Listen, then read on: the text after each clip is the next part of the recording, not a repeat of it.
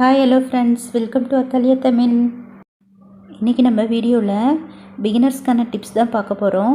இதில் நீடியில் எப்படி பிடிக்கிறது அப்படின்னு தான் நான் சொல்ல போகிறேன். பிகினர்ஸ்லாம் நீடியில் சரியாகவே பிடிக்க மாட்டாங்க. நீடியில் கரெக்டாக பிடிக்கலைன்னா நம்மளுக்கு ஸ்டிச் நல்லா வராது. பாருங்கள் எப்படி பிடிக்கலான்ட்டு. இந்த மாதிரி நீடியில் செங்குத்தாக வச்சுக்கணும். செங்குத்தாக வச்சு இந்த மாதிரி தான் பிடிக்கணும். பாருங்கள், ஸ்டிச் போடும் போது நம்ம இந்த மாதிரி தான் போடணும்.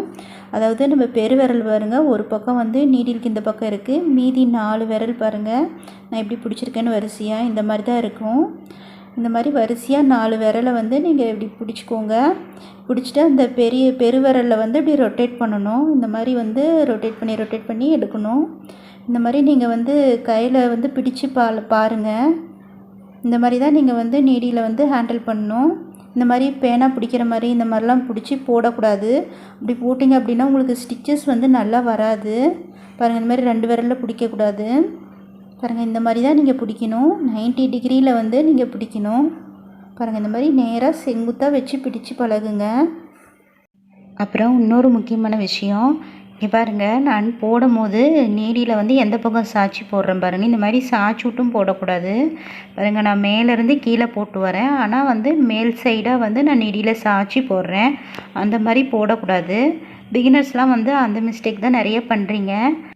அடுத்தது இன்னொன்று முக்கியமான விஷயம் பாருங்கள், இந்த மாதிரி அந்த நீடிலோட டிப்புக்கு மேலே அந்த லூப் போகுது பாருங்கள். இந்த மாதிரி மேலே தூக்கவும் கூடாது. லூப் மேலே தூக்கவும் கூடாது. அந்த லூப்புக்கு மேலே அந்த நீடிலோட டிப்புக்கு மேலே அந்த ஸ்டிச்சு வரக்கூடாது.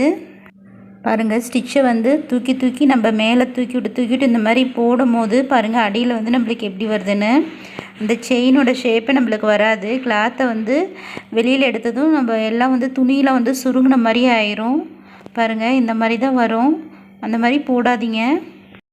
பாருங்கள், நம்ம ஸ்டிச் போடும் போது அந்த லூப் தூக்கக்கூடாது. அந்த கிளாத்தை ஒட்டியே வருது பாருங்கள். நல்லா கவனித்து பாருங்கள்.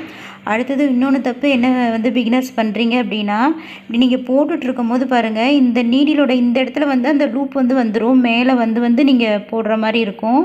அந்த லூப் அந்த டிப்பில் தான் இருக்கணும். பாருங்கள், அந்த வளைவாக இருக்குல்ல கொக்கி மாதிரி, அந்த டிப்பில் தான் நீங்கள் இருக்கணும். பாருங்கள், இந்த மாதிரி தான் இருக்கணும். அந்த டிப்பை விட்டு மேலே ஏறக்கூடாது.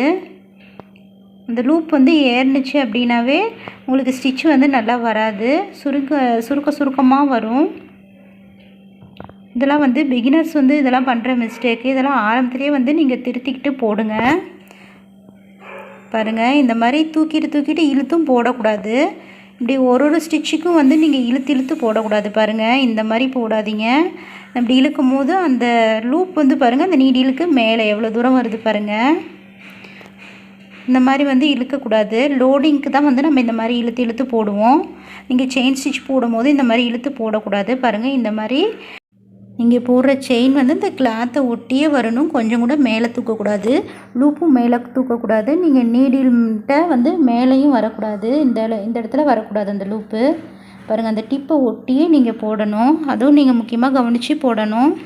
அவ்வளோதான் ஃப்ரெண்ட்ஸ். ஆரி ஒர்க் நீங்கள் இப்போ தான் கற்றுக்கிறீங்க அப்படின்னா இந்த டிப்ஸ்லாம் உங்களுக்கு ரொம்ப யூஸ்ஃபுல்லாக இருக்கும்.